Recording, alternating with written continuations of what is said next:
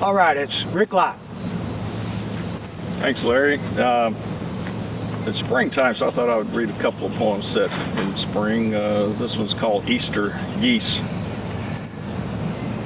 When I wake at dawn, the tent is a translucent shell, and I crawl shivering into cold light. Wood smoke swings its censer over the morning. Along the shore, the molting trunks of sycamores bear clouds of green silence, and mist rises from the lake. The path meanders along the water's edge as if it has all the time in the world. And not until a Canada goose, in a welter of wings and water, mounts his mate, grips her arched neck with an inexorable beak, riding her repeatedly underwater, do I remember it is Easter. Out on the immaculate lake, boats float like Tintoretto angels, waiting to herald whatever might ascend from the depths. And the sudden presence of the dead, sweet and aching as cold water on the teeth, waits for the power to fling itself like an osprey into the breathable spaces of the sky. How do we endure the fates of those we hold like a handful of water?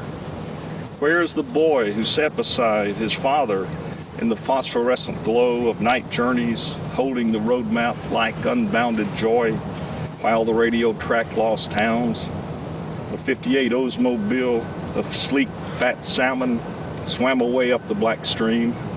Moment by moment, light gathers, tangible as dew on water lilies, and the dim sun fattens on the water vapor it burns into visibility. All right, the second is titled, if I can find it here. Well, where is it? The second is titled Walking Near Antioch Church. I stumbled across this old home place, as they're called in the South, a place where a house had been and just ruins were left. How many generations later, I don't know, but it's called Walking Near Antioch Church. I meander along the logging road that fades like a scar a little more each year, across the stubbled furrows of a terraced field, down the hill through poplar and oak, to the clearing rusty with sedge.